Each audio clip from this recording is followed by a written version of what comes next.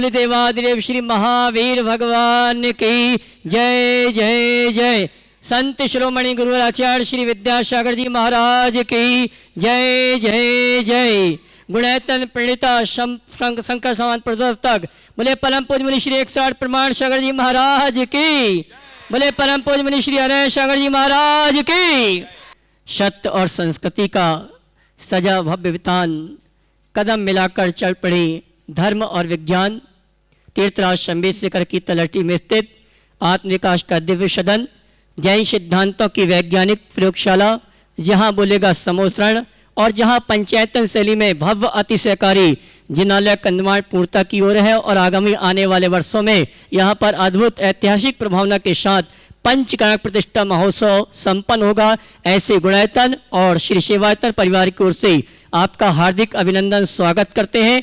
और आइए चलते हैं जैन टीवी चैनल का बहुचर्चित विश्वविख्यात शंका समाधान का कार्यक्रम हम और आप प्रारंभ करें। उसके पूर्व पारस्यलन और प्रमाणिक ऐप के माध्यम से जिस कार्यक्रम को देख और सुन रहे हैं, आप पूरे भारतवर्ष से जो श्रावक श्राविका मंडल पुण्यराजक इंद्र नाड़ी के रूप में यहाँ पर उपस्थित हैं, उन सभी की ओर से परम पूज्य मुनिवर के श्री चरणों में त्रिवार नमन करेंगे, आशीर्वाद प्राप्त करेंगे और निवेदन करेंगे आज के शंका समाधान के कार्यक्रम के लिए दोनों हाथ जोड़ लें, नमन करेंगे। हे मुनिवर नमोस्तु, हे गुरुवर नमोस्तु, हे भगवान नमोस्तु। आइए परम पूज्य मुनिवर के आशीर्वाद से हम और आप शंका समाधान के कार्यक्रम को प्रारंभ करें। उसके पूर्व उन सुधी श्रावकों को आमंत्रित करूंगा जिन्होंने आज गुणायतन का अवलोकन किया, अनुभव केंद्र का अवलोकन किया और आज गुणायतन से जुड़ने का सौभाग्य जिन्होंने प्राप्त किया है, उनके नामों की घोषणा करूंगा।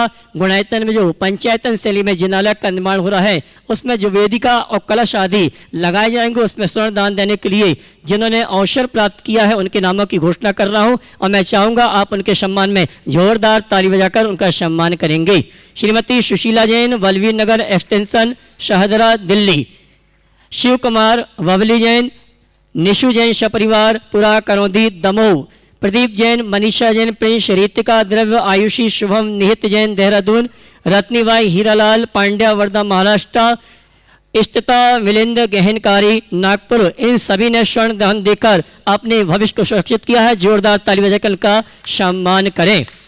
निर्माण निधि के रूप में जिन्होंने जुड़ने का सौभाग्य प्राप्त किया है, श्रीमती शर्ला जैन, आशीष, श्री नरेश मान्या जैन, जबलपुर और श्री शिव कुमार, श्रीमती ववली कुमारी प्रतीक्षा जैन, दमोह। इनके भी ताली बजाकर इनका सम्मान करें। और आइए सूत्रधार के रूप में रायसेन, शिलवानी और रायसेन से तीन भाई हैं, उन्होंने सूत्रधार के रूप में जुड़ने का सौभाग्य प्राप्त किया। मैं क्रम से तीनों भाइयों को आमंत्रित करूंगा, वे आएंगे परम पूज्य मुनिवर के श्री चरणों में नमन करते हुए गुरु वंदना का सौभाग्य प्राप्त करेंगे। और गुणायतन परिवार की ओर से सम्मान के लिए मैं जिनके नामों की घोषणा करूंगा वे आएंगे और सम्मान का कार्यक्रम संपन्न करेंगे। श्रीमती उषा जिनेश कुमार जैन, सरपंच, सोडरपुर, रायसेन। अगर उपस्थित हैं तो वे परम पूज्य मुनिवर के श्री चरणों में नमन करते हुए गुरु वंदना का सौभाग्य प्राप्त करेंगे। यहाँ पर आ जावें और उनके सम्मान के लिए मैं आमंत्रित करूंगा मनोज जैन, कन्नौज, गुणायतन ट्रस्टी, वे आएंगे। और सवाई सिंगई, मोनूजी सिंगई, कटनी, ये दोनों आएंगे और हमारे सम्मानी श्रीमती उषा जिनेश कुमार जी, सरपंच, सोडरपुर, रायसेन, इनके सम्मान का कार्यक्रम संपन्न करेंगे। और आप जोरदार ताली बजाकर इसी क्रम में हम अशोक जी के, जिनेश जी के द्वितीय भाई श्रीमती सरोज अशोक कुमार जैन, जमुनिया, पूर्व सरपंच, शिलवानी, वे आएंगे परम पूज्य मुनिवर के श्री चरण में नमन करते हुए गुरु वंदना का सौभाग्य प्राप्त करेंगे। और गुणायतन परिवार उनका सम्मान का कार्यक्रम संपन्न करेंगे। और उनके सम्मान के लिए मैं आमंत्रित करूंगा श्रीमान सुधीश जी जैन, कटनी, पप्पू भैया मामा, ये आएंगे हमारी। और देवेंद्र जी अजमेरा, गया, ये दोनों आएंगे। गुणायतन परिवार की ओर से सम्मानी अशोक जी का प्रतीक चिन्ह देकर सम्मान का कार्यक्रम संपन्न करेंगे। और जोरदार ताली बजाकर उनका सम्मान करें। और आइए इसी क्रम में अगले सूत्रधार के रूप में इसी परिवार के सूत्रधार के रूप में इसी परिवार का तीसरा भाई श्रीमती नीलम अजित कुमार जैन, शोल्डरपुर, रायसेन, जिन्होंने गुणायतन से सूत्रधार के रूप में जुड़ने का सौभाग्य प्राप्त किया है। और मैं इनके सम्मान के लिए आमंत्रित करूंगा डॉक्टर पिदुम जी वास्तुविद दिल्ली गुणायतन ट्रस्टी और श्रीमान शैलेन जी प्रशासक गुणायतन, ये दोनों आएंगे। हमारे सम्मानी श्रीमती नीलम अजित कुमार जी सोडरपुर रायसेन का सम्मान का कार्यक्रम संपन्न करेंगे। आइए भाई साहब जोरदार ताली बजाकर इनका सम्मान करें। और बंधु, आज से 8 दिवसीय सिद्ध चक्र महामंडल विधान के अंतर्गत सिद्धों की आराधना का कार्यक्रम प्रारंभ हो चुका है। बहुत ही अतिशयकारी प्रभावना के साथ आज प्रातःकालीन वेला में हमने श्री जी की शोभा यात्रा, घट यात्रा आदि के कार्यक्रम के माध्यम से आज हमने इस अनुष्ठान का शुभारंभ किया। मैं ये कहना चाहूँगा जो यहाँ पर नहीं आ पाए हैं और जिनके भाव बन रहे हैं इस अनुष्ठान में सहयोग देने के लिए और साथ ही से पुण्य का संचय करने के लिए मैं यही कहना चाहूँगा, अगर आप यहाँ नहीं आए घर बैठे साथ ही से पुण्य का संचय कर सकते हैं। यहाँ पर जो मंडल पुण्याक इंद्रनाणी की भोजन व्यवस्था रखी गई है उसके लिए 1,11,000 रुपये की राशि निश्चित है। संपूर्ण यहाँ पर जो हमारे श्रावक श्राविका हैं उनके पूजन द्रव्य के लिए 1,11,000 और त्यागी वृत्ति भोजन व्यवस्था के लिए 51,000 की राशि निश्चित की गई है। जो भी ये सौभाग्य प्राप्त करना चाहते हैं पारस चैनल, जनवाणी चैनल और प्रमाणिक एक में जो नंबर चल रहे हैं उन नंबरों में संपर्क करके आप घर बैठे साथी से पुण्य का संचय कर सकते हैं। और आइए चलते हैं हम और आप मंडल पुण्यायोजकों के माध्यम से शंका समाधान के कार्यक्रम को प्रारंभ करेंगे। और प्रथम प्रश्न के लिए मैं आमंत्रित करूंगा हमारे 48 मंडल सिद्ध चक्र महामंडल विधान के प्रथम मंडल पुण्यायोजक शिरोमणि संरक्षक श्री भूपेंद्र भाई, श्रीमती शोभनाबेन, अतुल जी, शीतल जी, निहाल वंदना लादानी, वक्शरा गुजरात। और उसके बाद तैयार रहेंगे द्वितीय मंडल पुण्यायोजक नवी मुंबई से शिरोमणि संरक्षक श्री प्रमोद जी, सुमन जी, भारेल, स्वाति जी, मुंबई। गुरुदेव के चरणों में हम सबका भावपूर्वक त्रिबार नमोस्तु नमोस्तु नमोस्तु। गुरुदेव, मेरे जीवन में ऐसा होता है कई बार कि जो मैं सोचती हूँ वो सच हो जाता है। अक्सर ये सौभाग्य की बात होती है, खुशी की बात होती है कि इंसान जो सोचे वो सच हो जाए, पर उसका कई परिणाम तो अच्छा निकलता है, पर जो रास्ता होता है कई बार ऐसा हुआ है कि वो देखकर हमारा मन आहत होता है कि अरे इस रास्ते से नहीं हुआ होता तो अच्छा होता। तो गुरुदेव, ऐसा हम क्या करें कि हम वो जो रास्ता है वो भी अच्छा हो और परिणाम भी अच्छा निकले। बहुत अच्छी बात है, आपका प्रबल पुण्य है कि आप जो सोचती हो वो हो जाता है। तो पहली बात तो लोक में कहावत है, आम गिनो पेड़ गिनने से क्या मतलब, ठीक है ना। लेकिन फिर भी आपने कहा है कि हम सोचते हैं वो हो जाता है, तो थोड़ा और अच्छा सोच लो कि हम जो सोचे वो अच्छे से सोचे ताकि जो हो अच्छे से हो जाए। गुरुदेव, जब भाव निकलता है वो तो ऐसे ही मैंने आपसे 2-4 दिन पहले बात की थी तो अनायास ही निकल जाता है, जिसके बारे में मैं लंबा नहीं सोचती, पर जब वो परिणाम निकलता है तभी देखो पता ऐसा चलता है कि हमेशा हमें अपने उद्देश्य को देखना चाहिए। अगर हमारा उद्देश्य अच्छा है तो लक्ष्य की प्राप्ति ही हमारा ध्येय होना चाहिए। कई बार ऐसा होता है कि सब काम सीधे सीधे रास्ते से नहीं हो पाता, तो जो रास्ता हो उसी रास्ते पे चले, बस इतना हो कि हमारा रास्ता ऐसा ना हो जो किसी के लिए बाधा दे।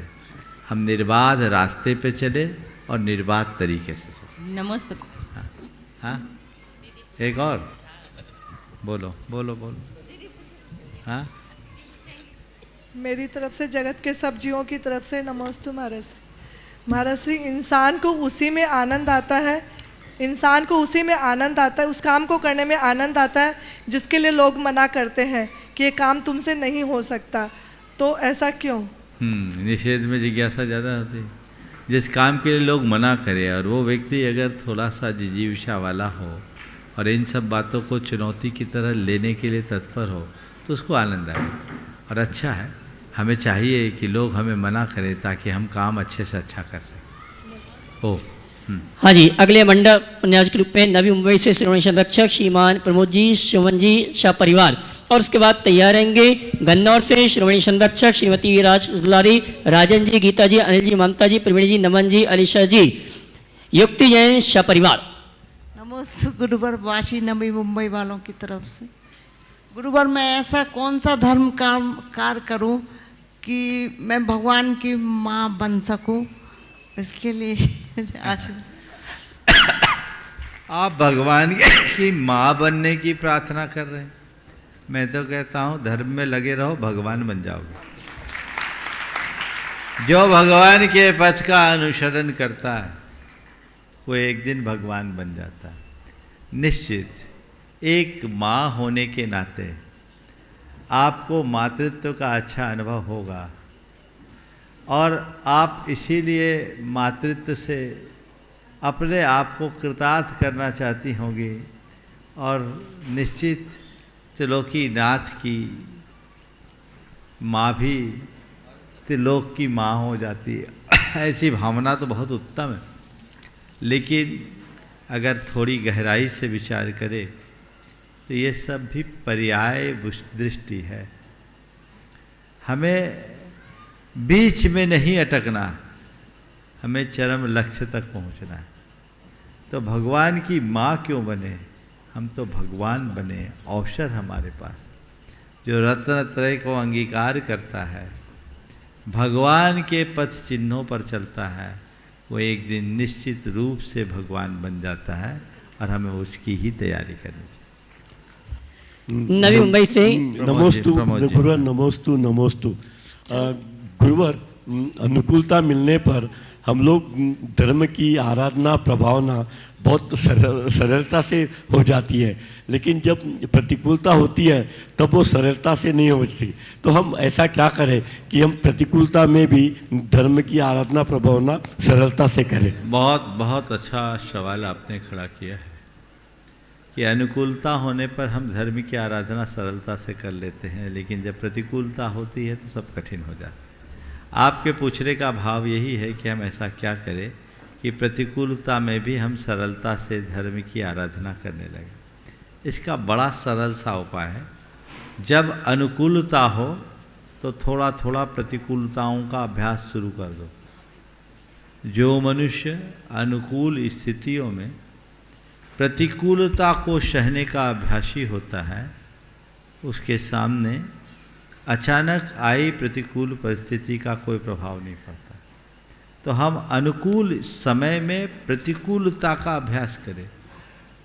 एक बार मुझसे पूछा गया कि लोग उपवास क्यों करते हैं।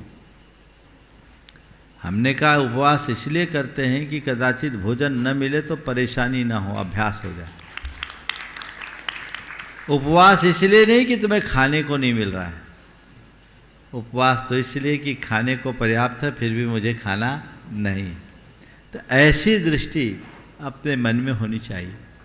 सब प्रकार की शारीरिक और मानसिक परिस्थितियों को सहने का यदि हम अभ्यास बनाते हैं तो वो हमारे जीवन के उत्कर्ष का आधार बनता है और हमें उस दृष्टि से देखना चाहिए। नमस्ते गुरुवर, नमस्ते। मुख्य मंडल पुण्याजक गन्नौर से श्रोमणी संरक्षक श्रीमती राजदला जी, राजेश जी गीता, अनिल जी, ममता जी सपरिवार और इसके पद तैयार रहेंगे। इस महानुष्ठान के मंडप उद्घाटनकर्ता श्रोमणी संरक्षक श्रीमान ताराचंद जी जैन, जयंती परिवार। चंदा कहूँ तो उसमें भी दाग है, सूरज कहूँ तो उसमें भी आग है। ना दाग है ना आग है, ना राग है ना द्वेष है। ऐसे हमारे परमान सागर महाराज हैं। एक द्वेष मुनि राजों को मेरा और मेरे परिवार की ओर से और समस्त गन्नौर समाज की ओर से गुरुवर कोटि कोटि नमन, कोटि कोटि वंदन। हे गुरुवर, मेरी जिज्ञासा है कि भगवान आदिनाथ से पहले लोग कैसे धर्म करते थे?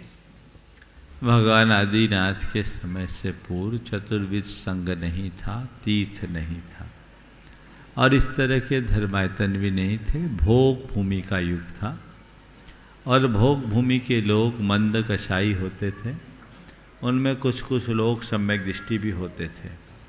पर भोग भूमियाँ जीवों के धर्म की क्रियाएं यहाँ जैसी नहीं। मंद कसाई होते, आवश्यकताएं सीमित होती, एक दिन 2 दिन अथवा 3 दिन के अंतराल पे वे अल्प भोजन ग्रहण करते, शांत परिणामी रहते। भेद विज्ञानी जो जीव होते वे थोड़ी तटस्थता और निर्मलता से जीवन जीते थे। बाकी लोगों के लिए आज जैसा कोई धर्माचार नहीं। हाँ, भोग भूमि में कोई विशिष्ट मुनिराज या कोई विशिष्ट विद्या आदि से संपन्न मनुष्य पहुंच जाए तो किसी किसी को धर्मोपदेश भी देकर उनकी चेतना को जगा सकते थे। लेकिन ये इस अर्थ में बहुत अच्छा है कि हम ऐसे युग में जन्मे हैं जो कर्म भूमि है, जहाँ हम अच्छे से कर्म काट सकते जी हैं। गुरुवर। तो यही हमारे कल्याण का रास्ता है। कर्म भूमि में जन्म लेने वालों का ही कल्याण होता है, भोग भूमिया का कल्याण नहीं हो सकता। इसलिए हमें अच्छा अवसर मिला है, हमने कर्म भूमि में जन्म लिया है, तो हमें कुछ करने के लिए उत्साहित होना चाहिए ताकि हम कुछ करके अपना उत्थान कर सकें। नमोस्तु नमोस्तु महाराज नमोस्तु। शिरोमणि संरक्षक एक और, हाँ बोलो बोलो।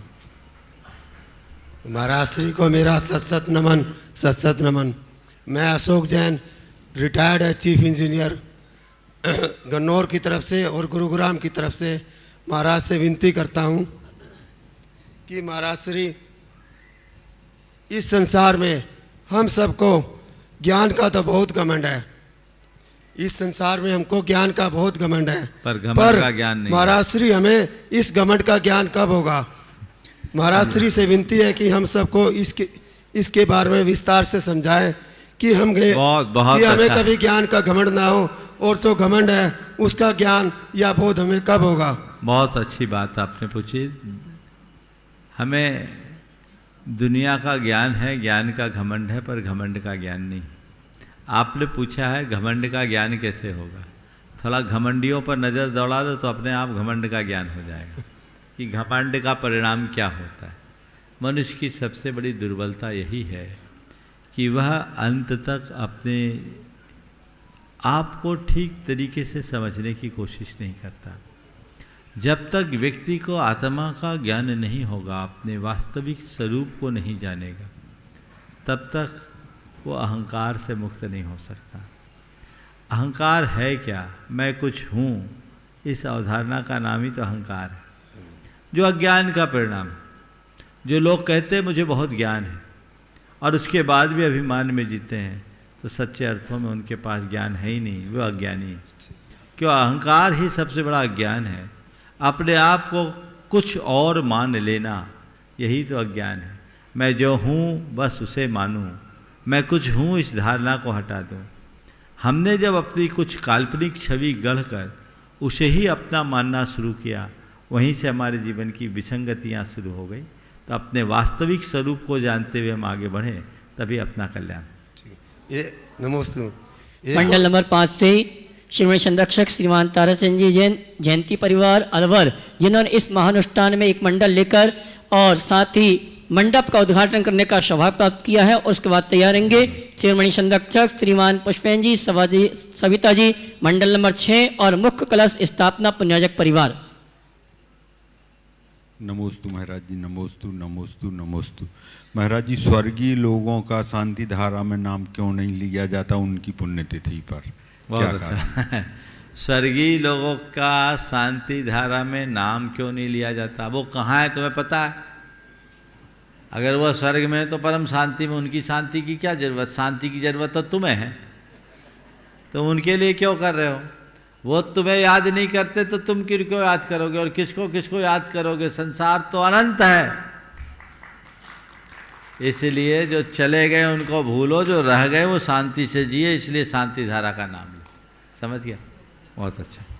और चलिए, हाँ। मंडल नंबर 6 से श्रीमणि संरक्षक श्रीमान पुष्पेन जी, सविता जैन, वांदा भोपाल, जिन्हें इस अनुष्ठान में मुख्य कलश स्थापना करने का सौभाग्य प्राप्त हुआ। उसके बाद तैयार रहेंगे मंडल नंबर 7 से शवाई सिंगई, जय कुमार जैन, सपरिवार श्रीमती इंदिरा जैन, धर्मपत्नी शवाई सिंगई, श्रीयांश कुमार, अमित गीतका, अवनी आगम जैन, मुख्य कलश स्थापना पुण्याजक परिवार कटनी।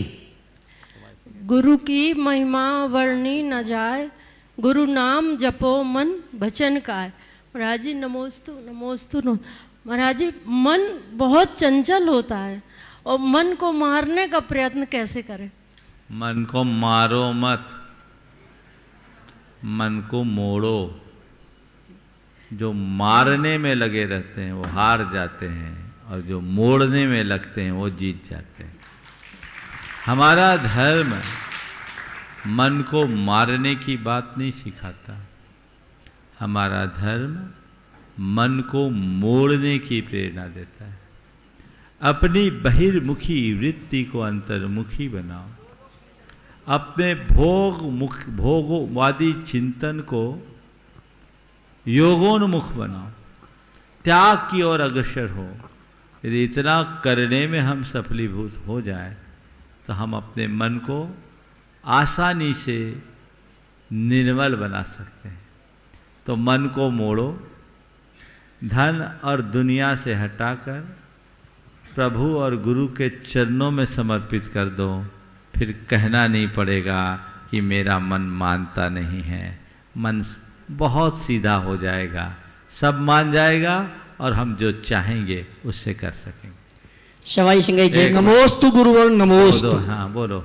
गुरुवर, हमारे पूर्व में जिनवाणी माता एवं अन्य ग्रंथों का सृजन हुआ और उनको जान के पढ़ के कई मुनियों को मोक्ष भी हुआ।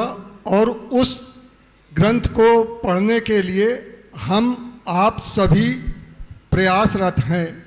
तो उन रचनाकार में श्री जिनेश्वर दास, ध्यानत राय जी, अरदास जी या जुगल किशोर मुख्तार आदि कई नाम हैं। लेकिन उन्होंने जब इन रचनाओं का सृजन कर दिया, इसके बाद क्या उन्हें सम्यक ज्ञान हुआ या होगा? देखिए ऐसा है, पहली बात तो जिसे आप जिनवानी कहते हैं वो जिनवानी नहीं है, वो तो पूजा संग्रह है।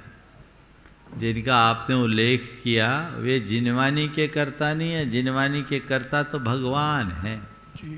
और भगवान की वाणी के आधार पर आचार्यों मुनियों ने जिसे लिखा वो जिनवानी है जी। समझ गए जी। ये जितने भी हैं प्रायः पूजा आदि साहित्य की रचना की है, पूजा पाठ रचे हैं और इनके द्वारा रचित पूजा पाठ हम सबके कल्याण का विशेष कारण है जी। इसलिए सभी लोग पूजा पाठ कर रहे हैं, अच्छी बात है। प्रायः मंदिर की पूजा की पुस्तक को लोग जिनवानी कह देते हैं जी। दरअसल उसमें तत्वार्थ सूत्र आदि पाठ है इसलिए उसको जिनवानी कह दिया जाता है जी। पर बहुलता उसमें पूजा पाठ की।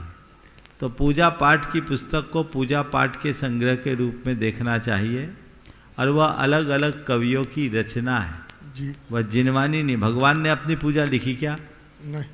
भगवान ने तो ये बोला कि भगवान की पूजा करोगे तो तरोगे, लेकिन भगवान ने अपनी पूजा तो नहीं रची ना। तो ये कवियों की रचना है, कवियों की कृतियां हैं, उसे उस तरीके से देखना चाहिए। अब रहा सवाल कि इनको सम्यक ज्ञान हुआ होगा या नहीं, या सम्यक दर्शन हुआ होगा या नहीं। इनकी जो रचनाएं हैं, उनकी जो भाव प्रवणता है, उनको देख करके लगता है कि ये लोग सब आध्यात्मिक रहे हैं, इनके अंदर आत्मदृष्टि रही होगी। लेकिन फिर भी हम ये सुनिश्चित तौर पर नहीं कह सकते कि ये सम्यक दृष्टि ही होंगे। ये इनके जीवन में कुछ भी हो सकता है। जीवन में कवि होना, लिखना अलग बात है, और जो कुछ लिखा है, समझा, उसको जीना अलग बात है। पर इतना मैं कहूँगा, उनका क्या हुआ होगा वो तो भगवान जाने, पर उनकी पूजा करने वाले अनेकों को सम्यक दर्शन हो सकता है, इसमें कोई संशय नहीं। नमोस्त गुरुवर, नमोस्त। मंडल नंबर 7 पुण्याजक परिवार के साथ मंगल कलश स्थापना पुण्याजक परिवार सवाई सिंह, जय कुमार जी जैन परिवार, शांति कुमार जी, श्रीमती इंदिरा जैन, धर्मपत्नी सवाई सिंह, श्रेयांश कुमार जी, अमित गीत का अवनी आगम जैन कटनी, और उसके बाद तैयार रहेंगे अखंड दीपक पुण्याजक परिवार और मंडल नंबर 8 पुण्याजक परिवार, श्रीमान विजय मंजू जैन, अनिल कुमार, अमिता दुर्गापुर, महेंद्र टेक्सास। कटनी के संघाई सिंघई परिवार की ओर से महाराज जी के चरणों में त्रिवार नमोस्तु नमोस्तु नमोस्तु।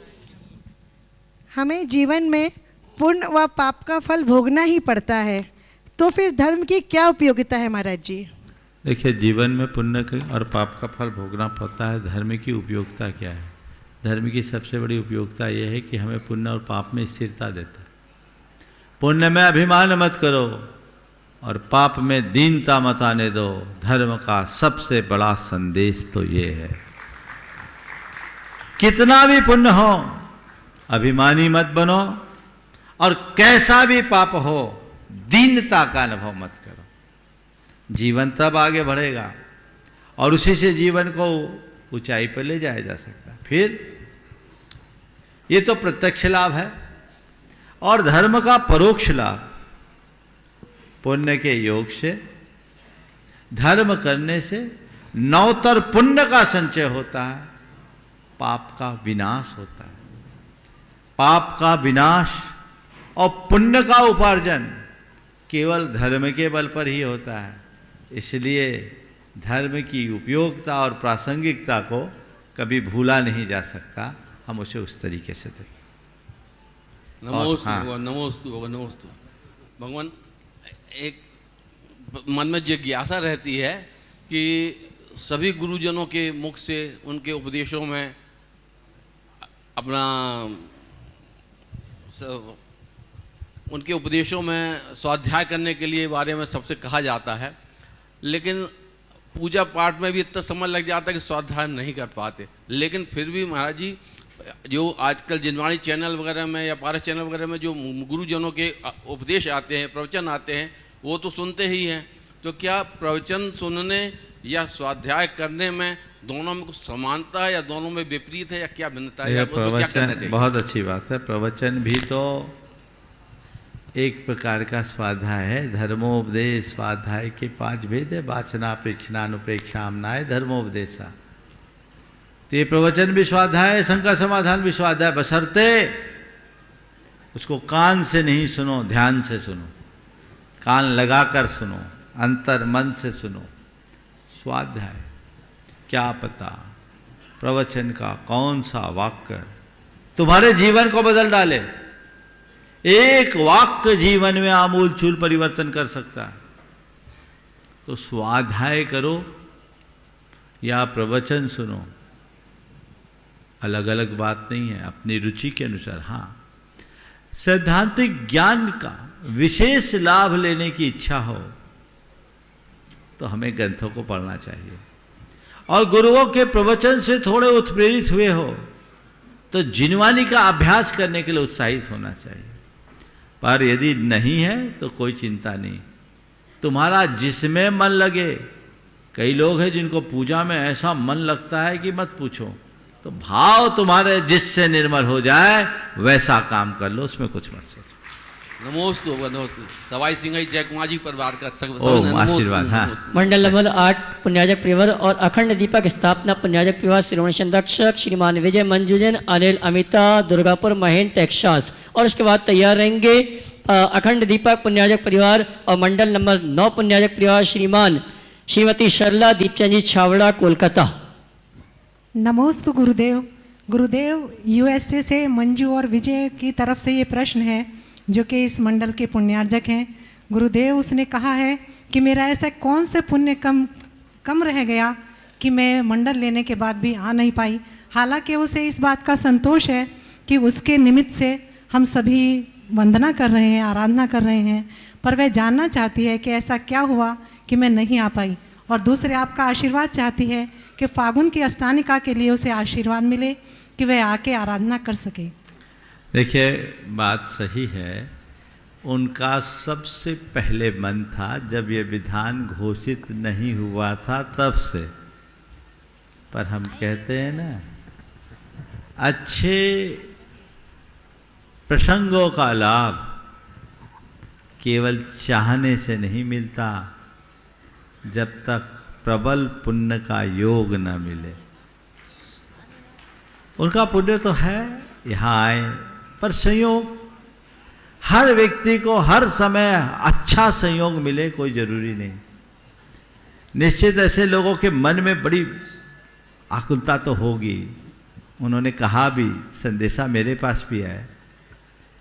लेकिन मैं ऐसे लोगों से कहता हूं कि धर्म की क्रिया को बढ़ चढ़ करके संपन्न करने के लिए सदैव उत्साहित रहो और कदाचित ना कर पाओ तो भावों से पहुंच जाओ। उनसे कहो कि वहाँ सशरीर ना आ पाए तो कोई बात नहीं, अपने भावों को यहाँ पहुँचा दो, निमित्त हम बनेंगे, भाव तुम्हारे पूरे होंगे। दूर रह करके भी हम वह सब लाभ ले सकते हैं जो लेने वाले पास में न ले पाए। इसलिए उसके लिए हमें अपने आप को तैयार रखना चाहिए और तत्परता रखनी चाहिए। निश्चित पुण्य की कुछ छीनता तो है, पर उनसे एक और इतना तो पुण्य है कि सुबह सूतक नहीं लगा और कोई बाधा नहीं आई, उनकी जगह तुम लोग आके खड़े तो हो गए। नहीं तो आज भी सुबह सुबह 2 के गाड़ी फेल हुई, ऐसे होता है। और देखो जिनका कोई चांस नहीं था उनको चांस मिल गया, कल तक जिनका निश्चय। और आजकल अब एक बार तो ऐसा हुआ था, एक प्रमुख मंडल लेने वाले थे, उनको आकर लौटना पड़ गया। बहुत कठिन है। इसलिए जब भी अच्छे निमित्त मिले बिना सोचे उसे पूरा कर डालो, क्योंकि काल के गर्भ में क्या समाया कौन जानता है। कल पर मत टालो, जो करना है तत्काल कर डालो। आप लोग सोचते हो कि हाँ हम करेंगे, ऐसा होगा तो करेंगे, वैसा होगा तो करेंगे, ये हो जाएगा तो करेंगे, वो हो जाएगा तो करेंगे, है ना। अरे भैया इसी बीच में खेला हो जाएगा तो क्या करोगे, कोई पता है। इसलिए जो करना है सो कर डालो, उसको लेकर किसी प्रकार का संकोच मत करो। जीवन तभी सफलीभूत होगा और हमारा जीवन आगे बढ़ेगा। एक फिर दूसरा उन्होंने कहा फागुन मास के लिए भावना भाई है, बिल्कुल अब की बार ऐसा सोच लो कि आए और प्रमुख भूमिका बना करके उसका लाभ ले, तो अच्छी बात है। अच्छे कार्य के लिए सदैव उत्साहित रहना चाहिए।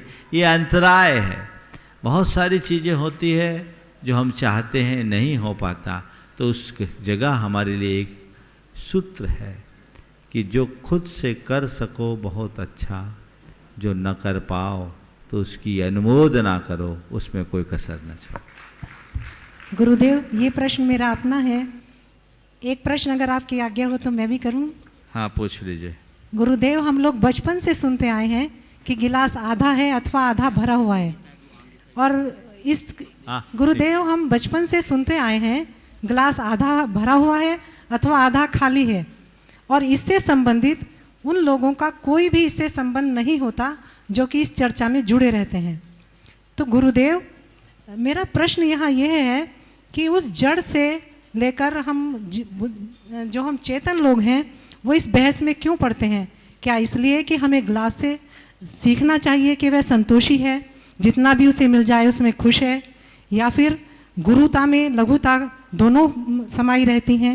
ओ देखिए, ग्लास आधा खाली या आधा भरा है, ये बात ग्लास के लिए नहीं हमारी समझ के लिए बताई जाती है। ग्लास तो ग्लास है, भरा है तो अपने स्वरूप में, खाली है तो अपने स्वरूप में। ये उदाहरण तो केवल इसलिए दिया जाता है ताकि हम अपनी समझ ठीक कर सके कि आधा भरा है तो भी अच्छा, आधा खाली है तो भी अच्छा।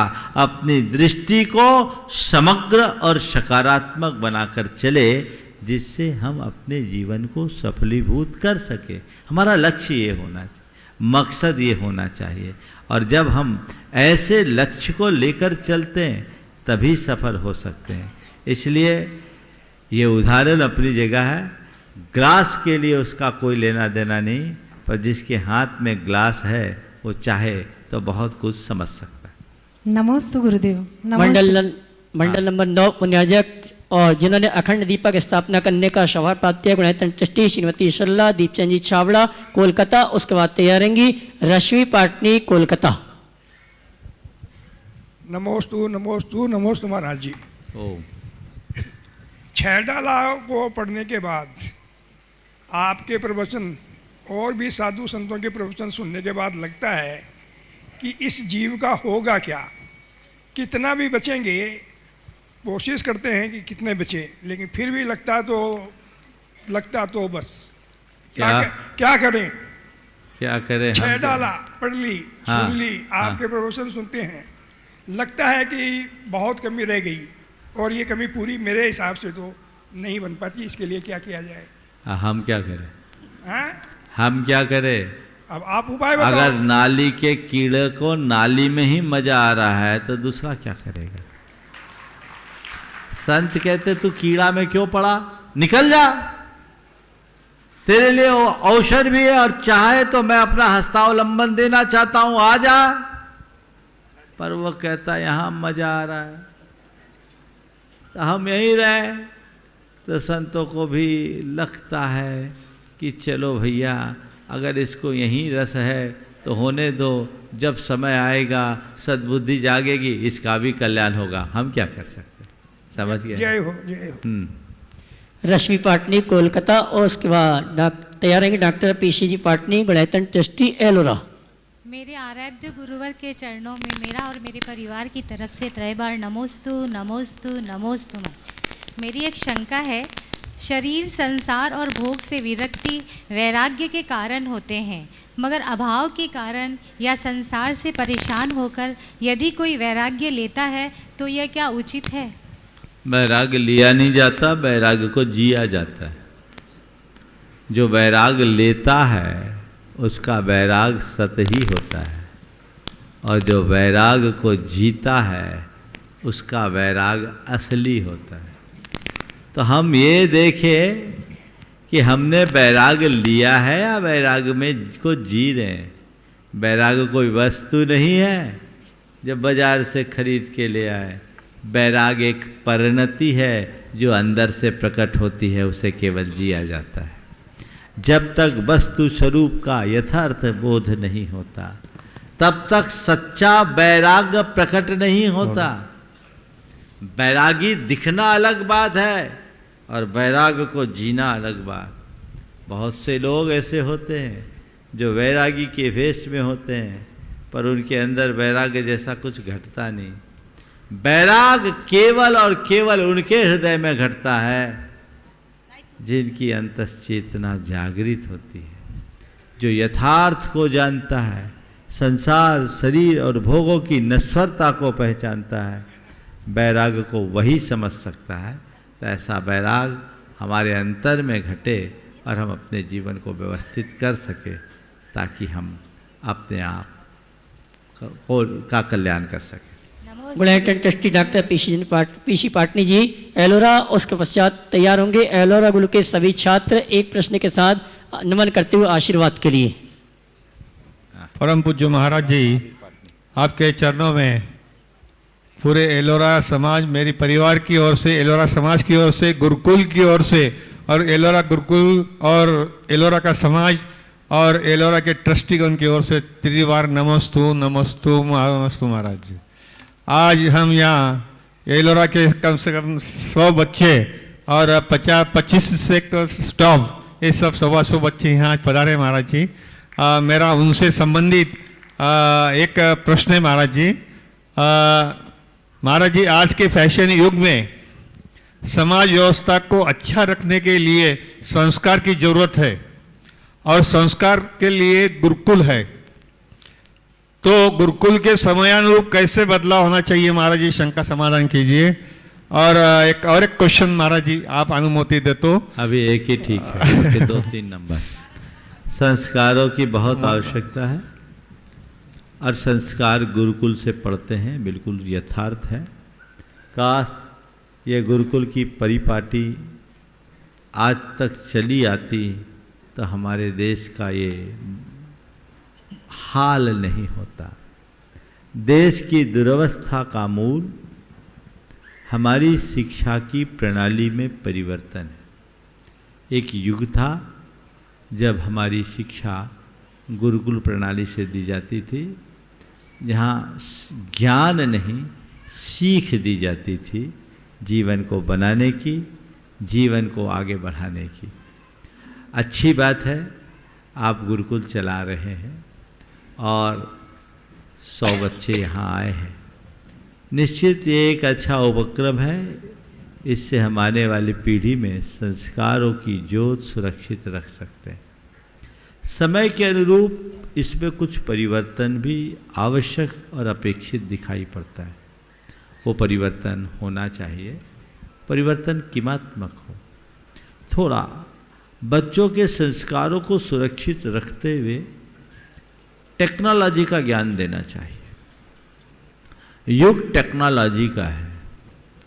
अगर हमने इन्हें तकनीकी के ज्ञान से शून्य कर दिया तो ये बच्चे आगे समय के साथ सामंजस्य बनाकर नहीं चल पाएंगे।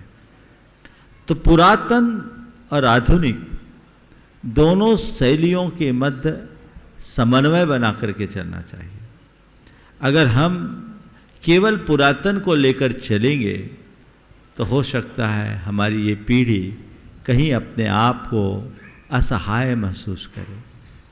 समय के साथ कदम मिलाकर चले, संस्कार, आधारभूत ज्ञान, हमारे मूल धर्म शास्त्रों का ज्ञान इनको हम अच्छे से दें और टेक्नोलॉजी के साथ इनको जोड़कर चलें, तो मुझे नहीं लगता कि हमारे गुरुकुल के बच्चे आज कहीं किसी से पीछे रहेंगे। वे हर अर्थ में आगे रहेंगे और जहाँ रहेंगे संस्कारों की ज्योत को जागृत रखकर एक आदर्श उपस्थित करें। महाराज जी, इतना सब होने के बाद भी हम संस्कार तो पूरा देने की पूरा प्रयास करते हैं, फिर भी गुरुकुल में समाज के लोग बहुत कम बचते हैं।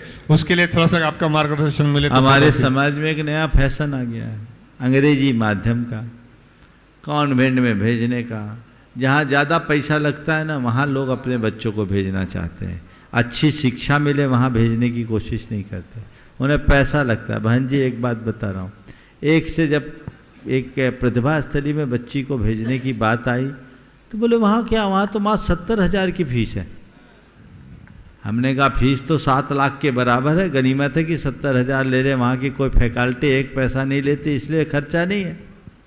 लेकिन सोच क्या, ये जो जीने का कृत्रिम तरीका है उसने हमारी सोच को विकृत कर रखा है। वो बदलाव आना चाहिए, तभी हम अपने जीवन में आगे बढ़ सकते हैं। प्रायः इस तरह के संस्थाओं में अभावग्रस्त बच्चों को ही स्थान मिलता है, वो ही ले पाते हैं, क्योंकि पैसे वाले तो भेजते ही नहीं। और ईमानदारी से बोलूं, तुम्हारे ट्रस्टियों के बच्चे भी बिल्कुल नहीं होंगे, पक्के तौर पर नहीं होंगे। तो वो क्यों ना हम उसके स्तर को वैसा बनाएं ताकि गुणवत्तापूर्ण शिक्षा भी हो और उसमें आधुनिकता का संपुट भी हो, रास्ता खुले। नमस्ते गुरुवर, नमस्ते गुरुवर। एक ही महाराज जी प्रश्न है, पूरे महिलाओं के लिए मेरा प्रश्न है। हम महिलाओं को कभी अशुद्धियों में, मैं जॉब करती हूँ महाराज जी, मैं कंसल्टेंट हूँ, डाइटिशियन हूँ, तो कंपनी में कंसल्टेंट काम करती हूँ, लेकिन कहीं अशुद्धियों के कारण घर में कुछ अगर जाने अनजाने में कुछ गलतियाँ हो जाए, सभी महिलाओं को होगा, जो भी सर्विस करती हो उनको, तो ऐसे में प्रायश्चित्त लेने के लिए क्या करना चाहिए गुरुदेव, प्लीज़ मार्गदर्शन कीजिए। देखिए, पहली कोशिश करनी चाहिए गलती ना हो, और जाने अनजाने में गलतियां हो जाए तो योग गुरुओं से परामर्श लेके प्रायश्चित लेना चाहिए, प्रायश्चित जरूर करना चाहिए और सावधानी भी रखना चाहिए। ऐसा नहीं है कि नौकरी पेशा महिलाएं अपने कुलाचार का पालन नहीं कर सकती, करती है, आप भी करती होंगी, और गलतियाँ जो नौकरी पेशा नहीं है उनसे भी होती। तो गलती किसी से भी हो उसका शुद्धिकरण करें। बस आगे बढ़ो महाराज जी। एक बच्चे सभी बच्चों को एक बार आपके दर्शन एलोरा गुरु के छात्र एक साथ खड़े हो जाएं, एक प्रश्न के लिए, उसके बाद तैयार रहेंगे। महावीर जी पाटनी, वर्धा।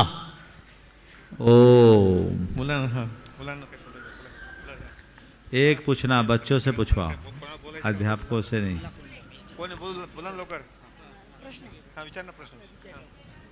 नमोस्तु महाराज जी, नमोस्तु महाराज जी, नमोस्तु महाराज जी। महाराज जी, मैं एलोरा गुरुकुल का छात्र हूँ और मैं हमारे गुरुकुल में उत्तम सागर जी, कुंतु सागर जी और पुराण सागर जी महाराज जी विराजमान हैं। महाराज जी ने आपको और अरह सागर जी महाराज जी को नमोस्तु कहा है। नमोस्तु महाराज जी, नमोस्तु महाराज जी, नमोस्तु महाराज जी। महाराज जी, मेरा सवाल यह है कि बेदी की छाया और मानस्तंभ की छाया फर्श पर पड़ती है, तो परिक्रमा करते समय चरण पड़ते, तो हमें क्या करना चाहिए? ऐसे फर्श बनाना चाहिए जहाँ इस तरह का प्रतिबिंब न पड़े, और यदि प्रतिबिंब पड़ता है तो वहाँ कुछ चटाई आदि डाल देना चाहिए जिससे प्रतिबिंब न पड़े। ठीक है, चलिए। श्री महावीर जी पाटनी, वर्धा। उसके बाद तैयार रहेंगे श्री प्रमाण सागर सेवा संघ, ललितपुर। वर्धा जैन समाज और मेरा समस्त परिवार की ओर से महाराज जी आपके चरणों में नमोस्तु नमोस्तु नमोस्तु। महाराज जी, मेरा प्रश्न है कि सायंकाल के बाद मंदिर जी में ढोल, तबला, हारमोनियम, डीजे, माइक आदि सब बजता है। लेकिन यदि कोई व्यक्ति अनजानवश घंटी बजा देता है तो उपस्थित समाज बंधु उसे घूरकर देखते हैं और उसे हिदायत देते हैं कि रात में घंटी नहीं बजाना चाहिए। तो महाराज जी, इतने सारे बड़े वाद्य यंत्र बजाने में कोई रोक नहीं, तो घंटी बजाने में क्या दोष है? इसका वैज्ञानिक कारण है, आध्यात्मिक वजह है या रूढ़ी परंपरा? कृपया समाधान पहली करें। बात तो बहुत अच्छा सवाल है आपका। घंटी हम क्यों बजाते हैं ये जाने, फिर हम ये जानेंगे कि रात में घंटी क्यों नहीं बजाते, और अन्य वाद्यों और घंटी के बीच क्या संबंध है इसे जानना। घंटी बजाने का मतलब है अपने मन को सावधान करना। घंटी, अलार्म में घंटी तो बजती है, अलर्ट कर दे घंटी। कहीं भी कोई काम हो घंटी बजती, पहली, दूसरी, तीसरी, यानी आप सावधान हो जाओ, भैया घंटी बज गई, सावधान। तो भगवान के दरबार में जब हम जाते हैं तो घंटी बजाते हैं इसलिए कि हम अपने तन और मन को सावधान करें। त्रिलोकीनाथ की शरण में आए हैं, त्रिलोकीनाथ के चरणों में आए हैं, सावधान होना है, ये उसका मकसद है पहला। तो अपने मन को सावधान करने के लिए घंटी बजाते हैं, और घंटे का जो आकार है उससे ध्वनि की तरंगें जो उत्पन्न होती है हमारे मस्तक पर गिरती है, और वो हमारे मस्तक पर पड़कर मस्तक में अल्फा तरंगों को सक्रिय कर देती है, जो एक अलग प्रकार की आनंदानुभूति और सकारात्मकता की वृद्धि करती। तो जो भी घंटी बजाए, घंटी बजाने का नेग न करे, घंटे के ठीक नीचे खड़े होकर घंटे को बजाए, उसकी ध्वनि से अपने आप को अभिभूत करे और दोनों हाथ जोड़कर वहीं से प्रभु की छवि निहारे, उनको अपनी आँखों में बसाए और कहे, हे प्रभु आज मैं धन्य हो गया हूँ। अद्य में छालितम गात्रम नेत्रे च विमलीकृते स्नातो हम धर्म तीर्थेषु जिनेन्द्र तव दर्शनाथ। हे जिनेन्द्र भगवान, आज मेरा पूरा शरीर प्रक्षालित हो गया, मेरे नयन आपके दर्शन से निर्मल हो गए। ये भाव जगाए, फिर आगे दर्शन के लिए बड़े। होता ये है आप लोग ऐसी हड़बड़ी में घंटी बजाते हैं कि जब तक घंटी बजती है तब तक तो आप बढ़ जाते हैं। ऐसा मत करिए, घंटे को धीरे से बजा के अपने आप को अभिभूत करें, इसलिए घंटी बजाई जाती है। अब रात्रि में घंटी न बजाने का जो कारण है वो ये है कि घंटे की जो नाद होती है वो एक प्रकार की ऐसी ध्वनि होती है जो हर व्यक्ति के अंदर सनसनाहट उत्पन्न कर दे। एकदम से घंटी बजे टन, तो आप सोचिए जो टन की आवाज होती है टंकार की, तो उससे हर प्राणी को एकदम एक अलग प्रकार का संदेश दिखता है। तो रात्रि में आपने घंटी बजाई, पशु पक्षी जो विश्राम करते हैं अपने नीड़ों में, अपने घरों में, तो उनको तकलीफ ना हो, इसलिए हमारे यहाँ कहा रात में घंटी मत बजाओ। अब आपका दूसरा सवाल कि फिर इतने सारे वाद्य यंत्र क्यों बजाते हैं, तो मैं तो ये कहूँगा रात्रि में कम वाद्य यंत्र होना चाहिए, और वाद्य यंत्र हो भी तो उसकी ध्वनि बहुत तेज नहीं होनी। हालांकि घंटी की नाद में और अन्य वाद्य यंत्रों के नाद में अंतर है। ढोलक की ताल और घंटे का नाद एक समान नहीं होता, तो ध्वनि में अंतर है। बांसुरी की भी ध्वनि है, सितार की भी ध्वनि है, ढोलक की भी ध्वनि है, नगाड़े की भी ध्वनि है, तो घंटे की भी ध्वनि है।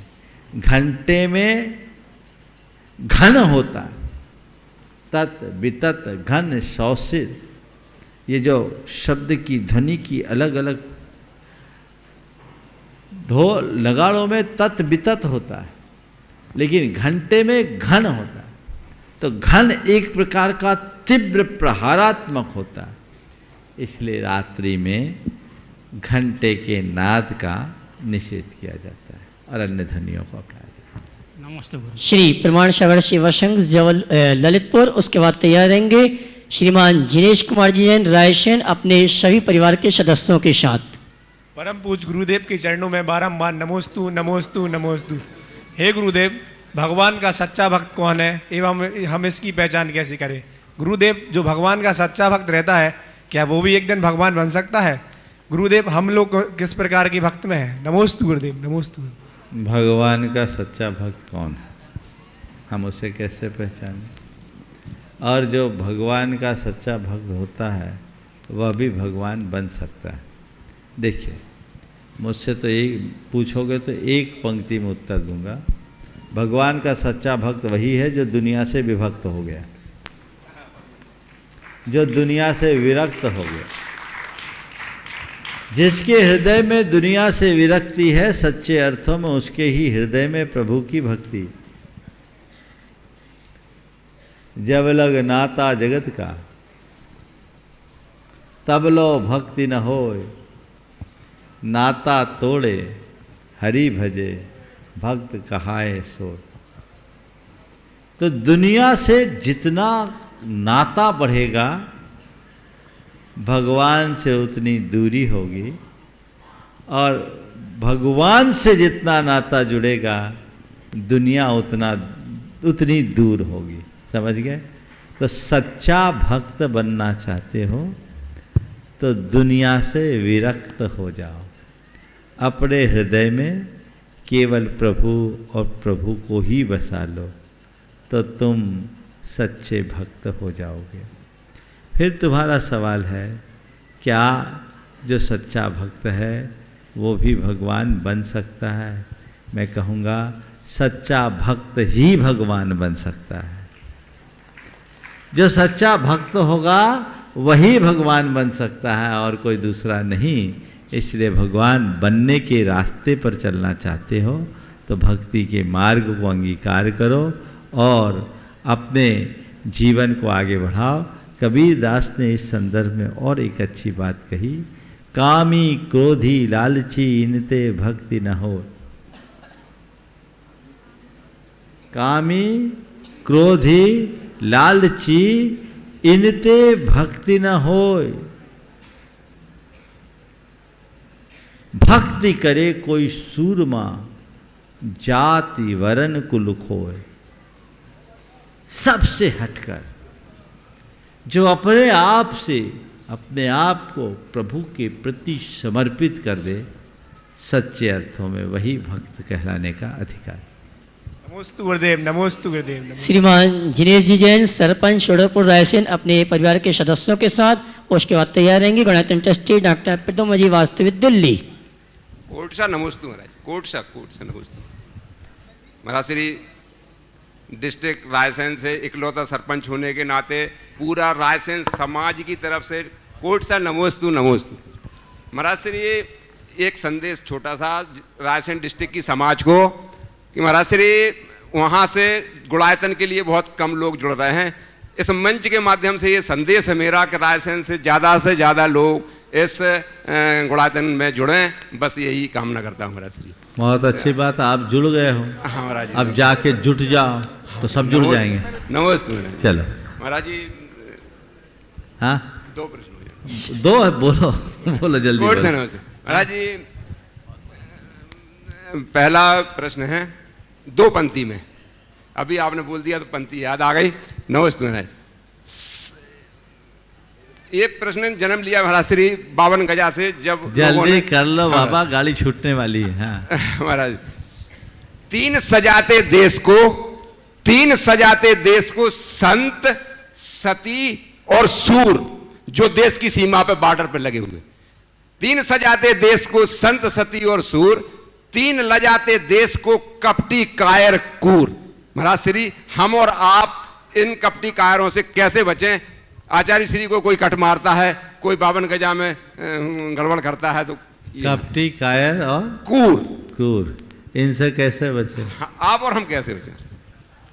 देखो, कपटी कायर और क्रूर से बचने की बात कर रहे हो तो मैं तो ये कहूँगा, संत सती और सूर के रास्ते को अंगीकार कर लो और इनकी महिमा को बढ़ाना शुरू कर दो, तो कपटी कायर कूर अपने आप अप्रासंगिक हो जाएंगे। नमस्ते। उनसे उलझने की जगह उनसे सुरक्षित दूरी बना करके चलो, जिससे जीवन सफलीभूत होगा।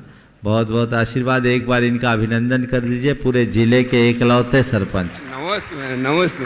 महाराज एक और महाराज श्री बिग कमांडर। ओम एक ही, चलिए एक आगे बढ़ो। हाँ हो गया। इस प्रकार आज के सत्र को परम पूज्य गुरुदेव के चरणों में नमन अर्पित करते हुए यहीं पर विराम। बोलिए परम पूज्य आचार्य गुरुवर श्री विद्यासागर जी।